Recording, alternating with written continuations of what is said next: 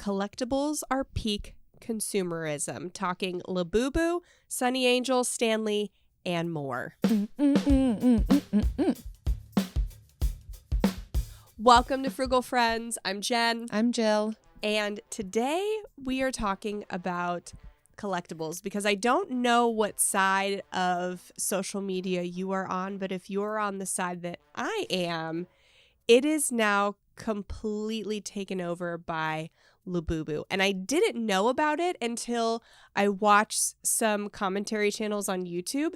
And then after I did, then that's when I got all of those videos. I still don't know about Labubu. You told me not to look it up. You wanted my actual genuine reaction. So that's what's happening in this episode. Yeah. So it got us thinking about why, or me at least, why we have this propensity to collectibles, to accumulate, because it does feel like peak consumerism. Is it all unhealthy? Can there be a healthy level of it? And if you're looking at the Labubu people and you're gawking and saying that could never happen to me, thinking about how it could and already does happen to you. But first, this episode is sponsored by our challenge membership. So if you're trying to pay off debt or have a specific short-term financial goal and you're having trouble staying engaged with it, we have a challenge membership where we release a new challenge every month.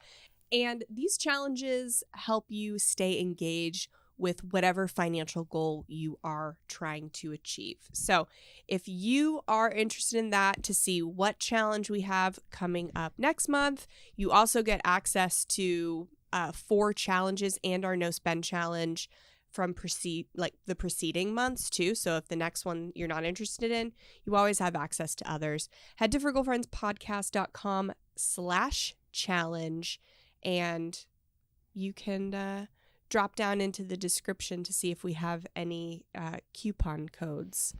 They help us so much with our spending and de-influencing ourselves from things like what we're talking about today. Currently, it's Labubu and Sonny Angels. Last year, it was Stanley and Squishmallows. Sonny Angels. You haven't even pronounced it correctly. I don't even know what they are. That's why it's written Sonny Angels. So it is written, yeah. Sony only has one N. Where Sonny has to. That's how uninvolved with these collectibles I am. But I did hear about Stanley's and Squishmallows, and I absolutely was a part of the Beanie Baby craze. Yes. So let's find out a little bit about these things. Labubu unboxing! And look what we found. We got some special ones, I think? They're just harder to find, babe. I'm convinced everyone who's calling Labubus ugly is just mad they can't get one. Okay.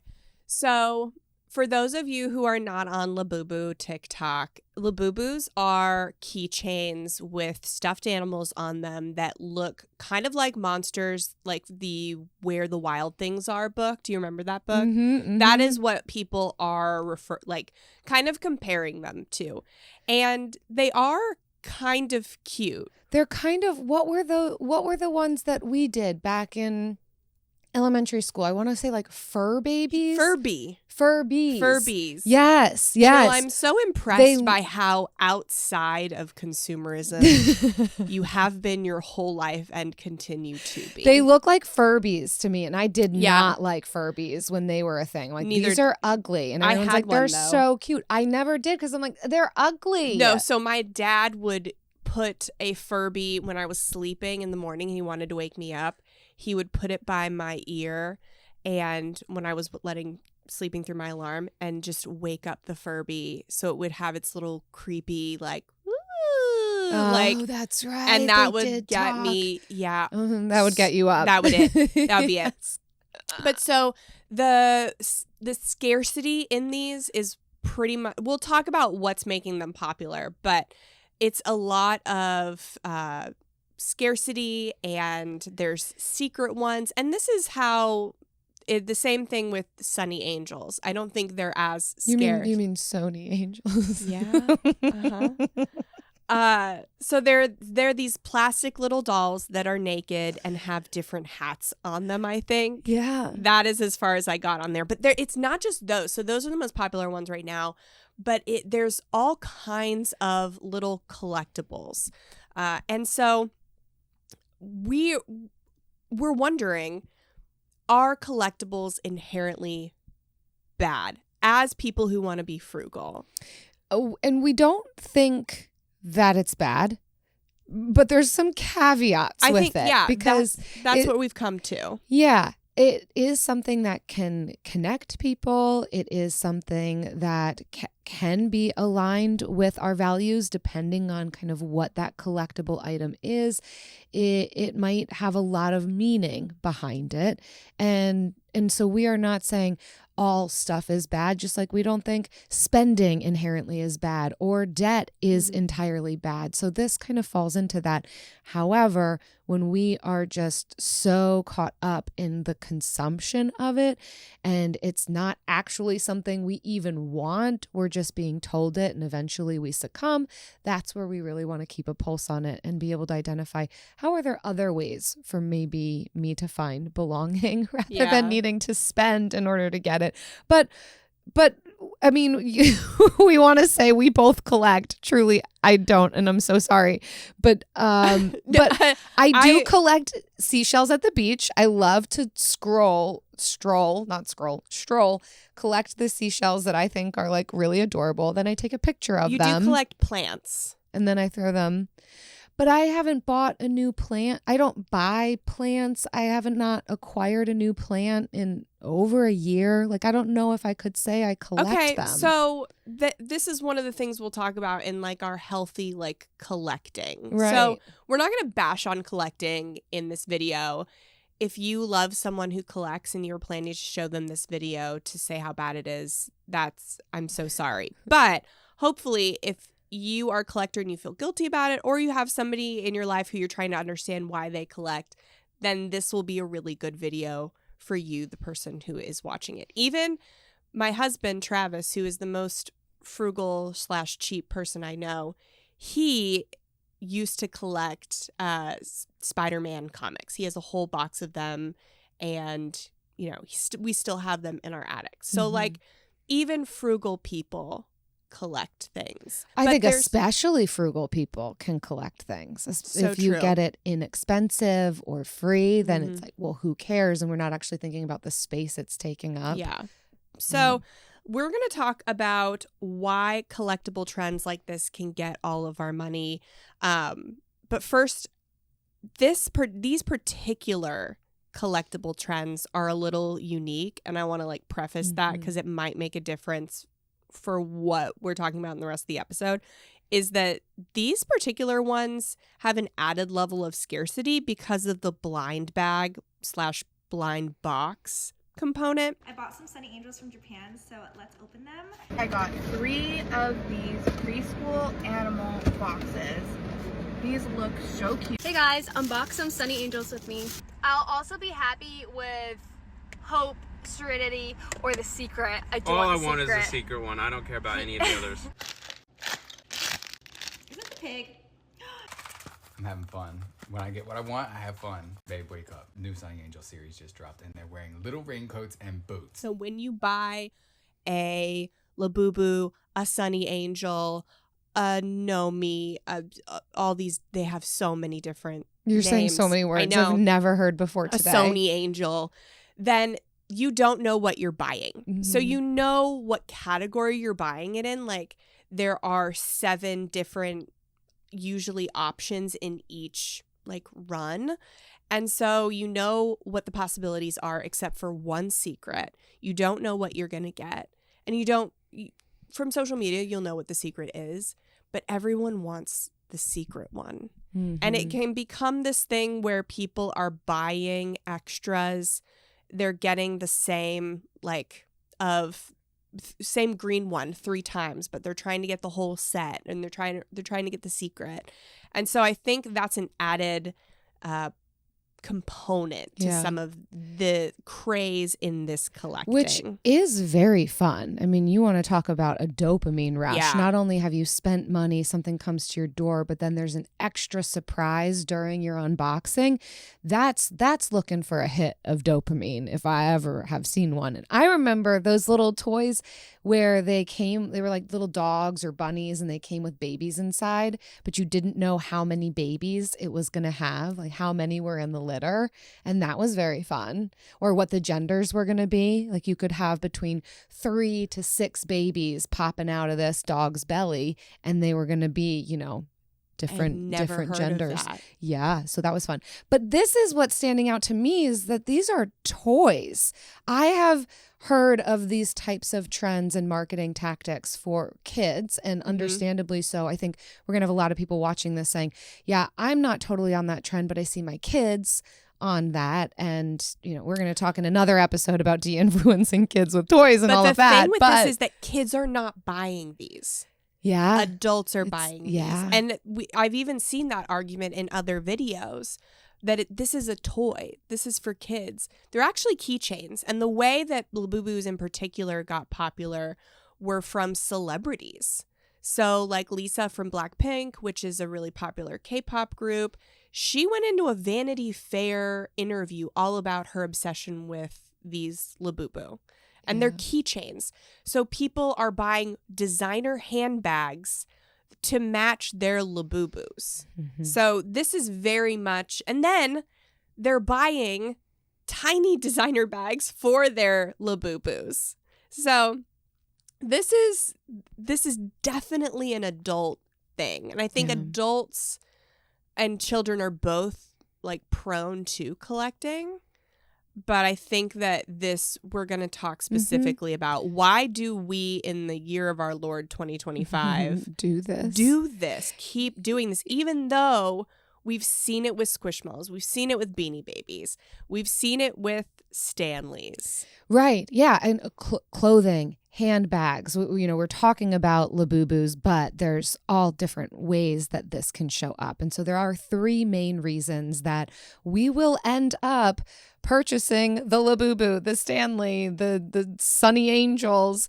And it has to do with, first, frequency. Yeah. Hot take, no one actually wants a Stanley or a Labubu. You did not ever actually want it. This is so true, because I found so many videos saying, I don't know why, I don't know what the point is. And then progressing to, if I was going to get it, where would I get it? And then to like finally getting it.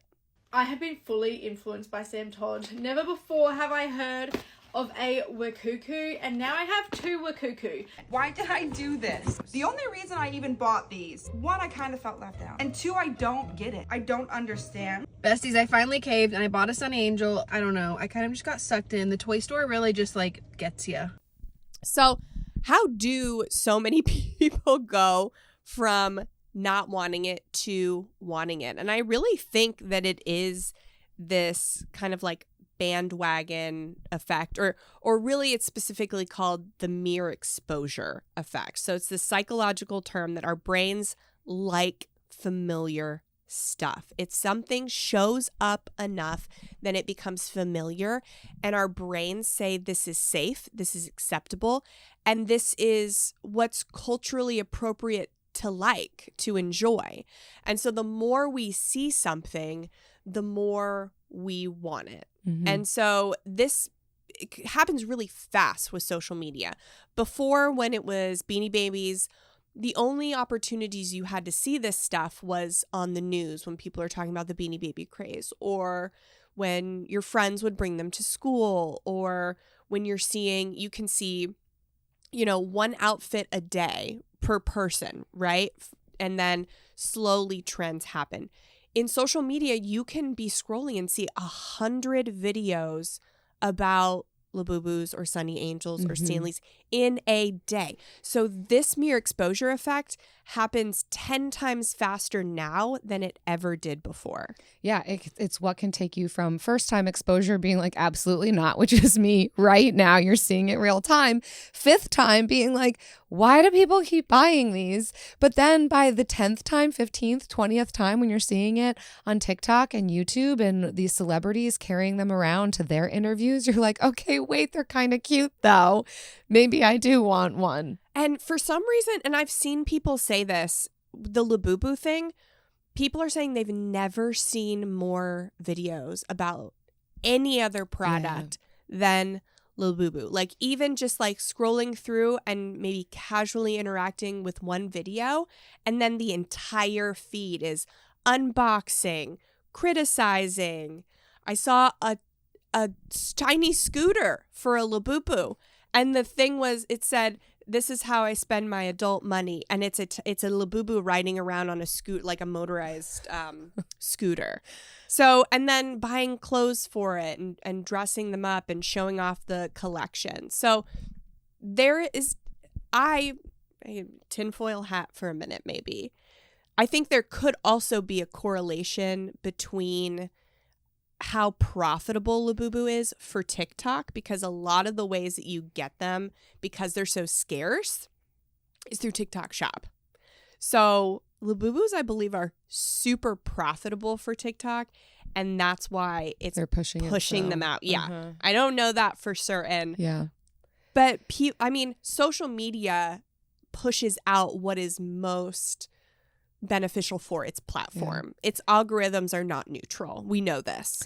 So here's what to do when it comes to the familiarity, the mere exposure effect, is to ask yourself, do I actually like this? Do I actually want it? Or am I just familiar with it? You can also limit your exposure, which literally means unfollowing, muting, not being on social media taking a as little much. break. Block ads. Take a walk. And waiting 72 hours before buying anything trendy. I love the 72-hour rule for really kind of anything discretionary or anything that might have been an impulse purchase. Just give yourself some time in between because you can kind of cool off a little bit, let the Labubu craze just calm down a bit, and then see if you still want it in 72 hours. All right. And that is super important for collectibles, because some of these more rare collectibles, like Labubu, is so hard to get. So it is truly, it's taking people who are just casual to, if they have the opportunity to get it, they feel special and like they have a responsibility to get it and then just buy it. I saw a lot of videos on that too. Like if you have an authentic Labubu, because then there's also knockoffs. And they call them Lafufus. Oh, wow. Yeah. So if you are in the vicinity of an actual Labubu, even if you don't want it, going to get it just because it's available. And that this collectible craze thrives off of impulsivity. So sometimes wait 72 hours and you won't even be able to get it. So that is not a risk. That's actually a reward. View it as a reward.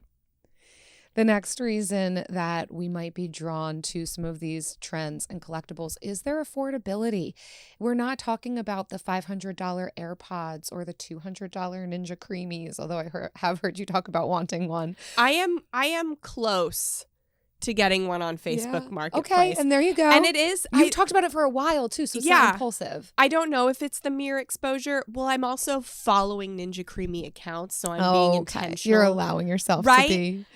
I mean, but that's like a part of it too. Like last year, I was like, you don't need to buy a $200 ice cream maker to make ice cream. Yeah. And then now I'm seeing so many like good ice creams. I don't even eat ice cream a lot.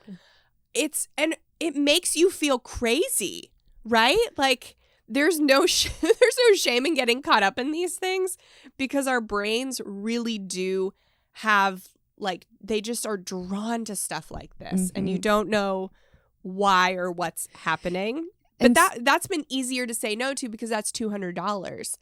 Yes. But yeah, so especially for things like the Stanley Cup being $45, that's expensive, but not unattainable. And then some of these other things that we're talking about are usually $20 or under. Yeah. And so that just feels like, I can be a part of this thing. I can say yes to this because it feels so affordable. I don't have to second guess it. And decreasing that barrier is huge to us I can spending. get one. I could even afford two to see if I can get the one I want, get the special one. Now I already have two. Might as well get the whole set, spend another $40 on another one or two. Yeah, it's just easier to slip down the slope. It has a lower buy-in, a lower barrier to entry. I ordered a really rare Stanley off of eBay, and I'm not sure if it's like real because it was like really cheap. I think it was $50, which is normally like $100 to $200. How much? I let it go for about $40. $40?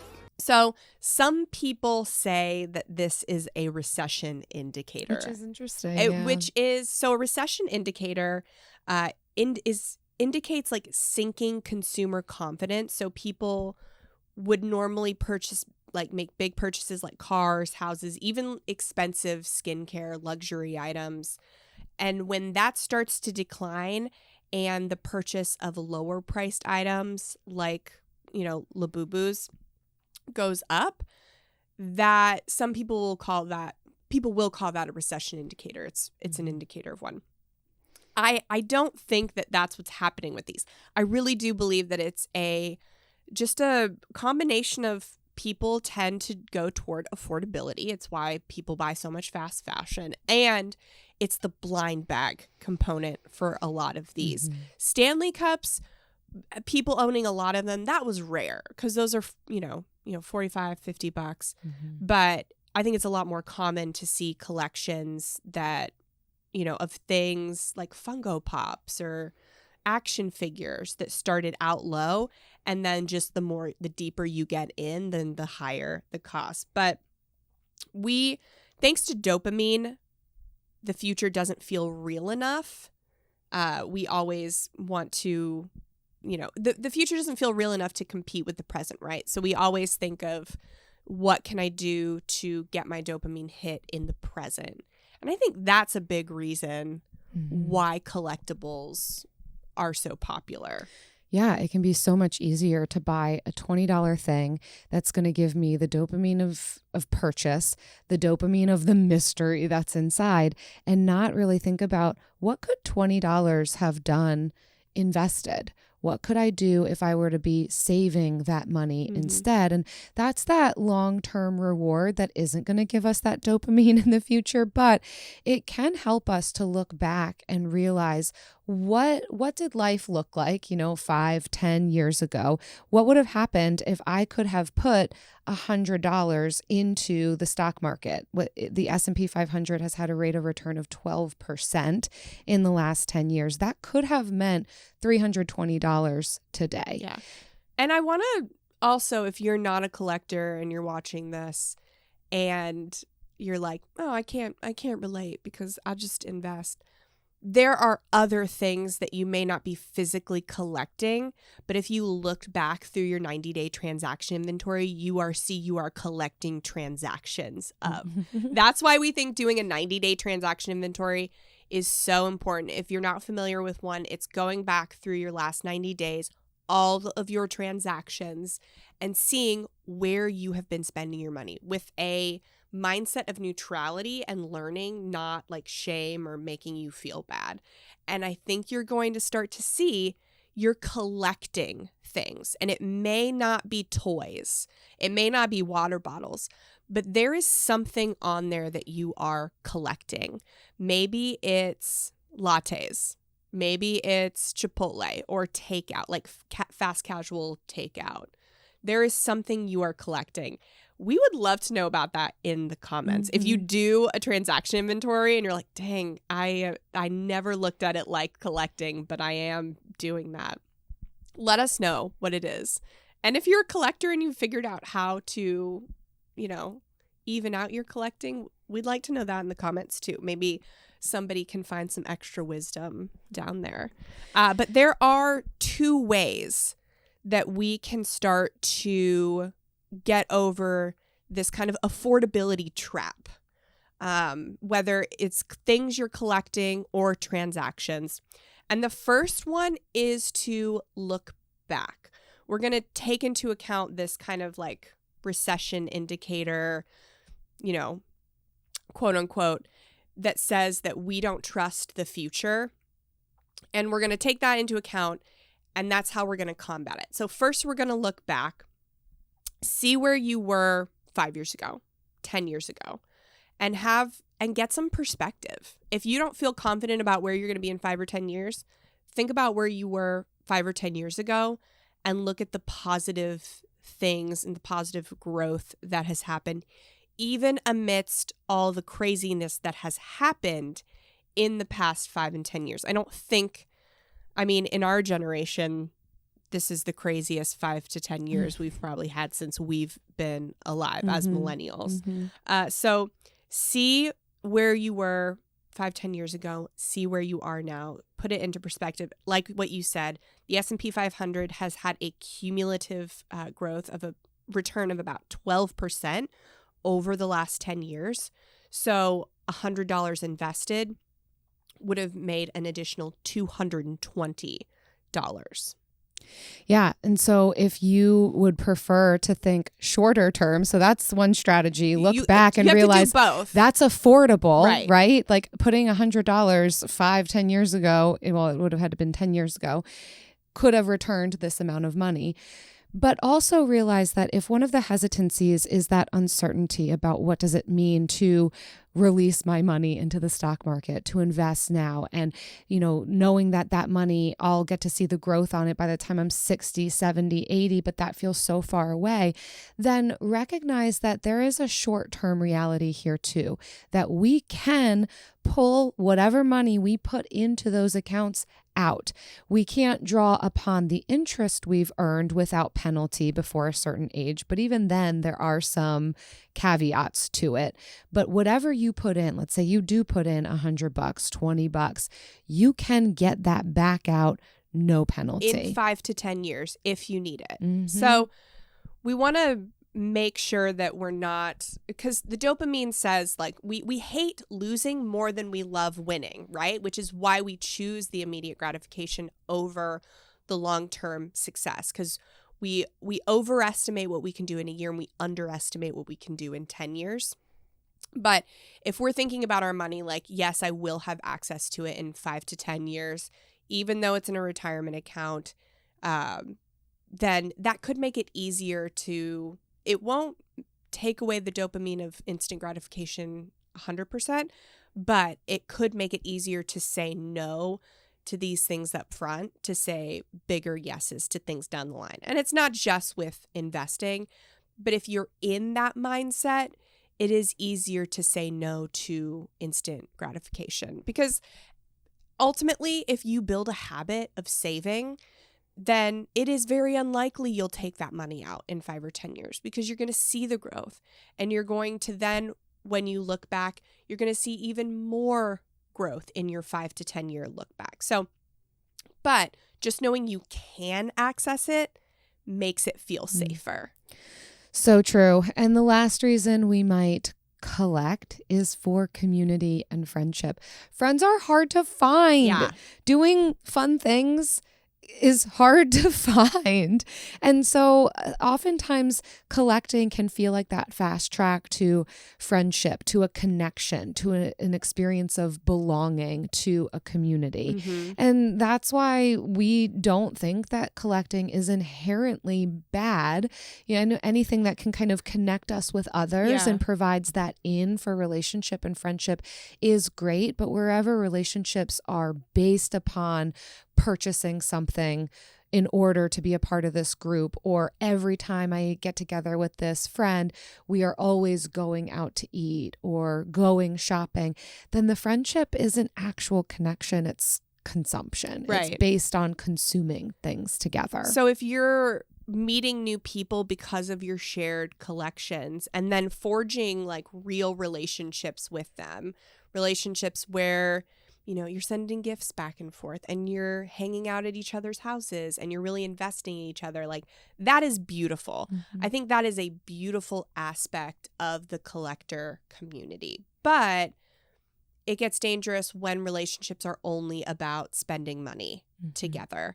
And so that's ultimately how to make this collecting journey healthy. So like personally, I don't really collect anything either, but if I had to think of something I do collect, I would have to say it kind of run Disney medals. That would be like the only thing I could think of. I really like doing Disney races specifically.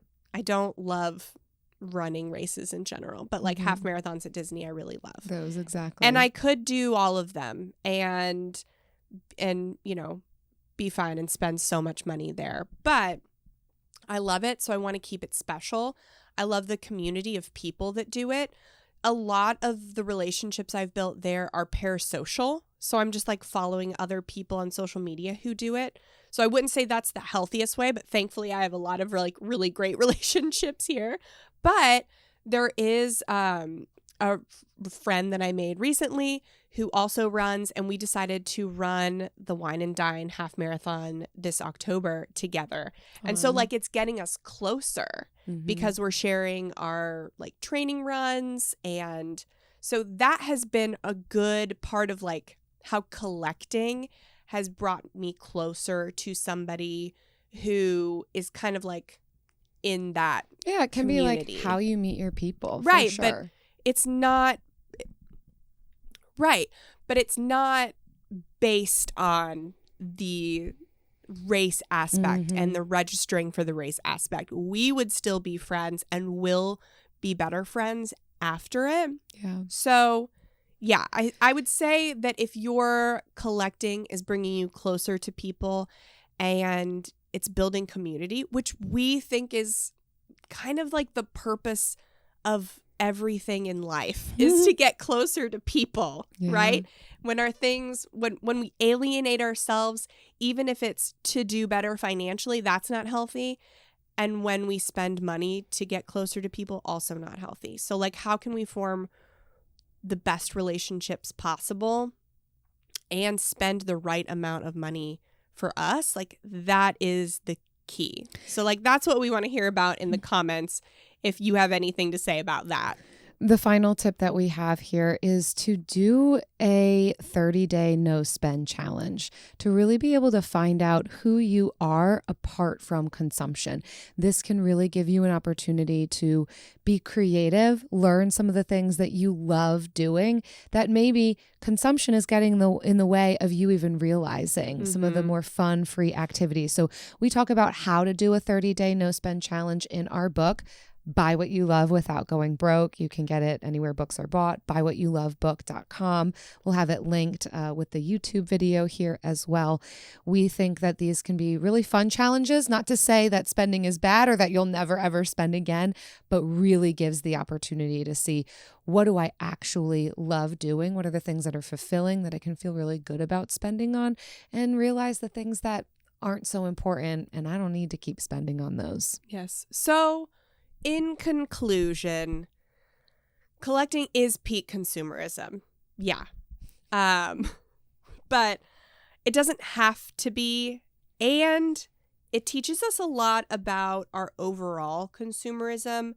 So that's why we wanted to talk about it. I think collecting transactions is a really important, like, key piece to take away from this. And collecting can go really well, but it can also be very destructive. And yeah, so I hope you got something out of it.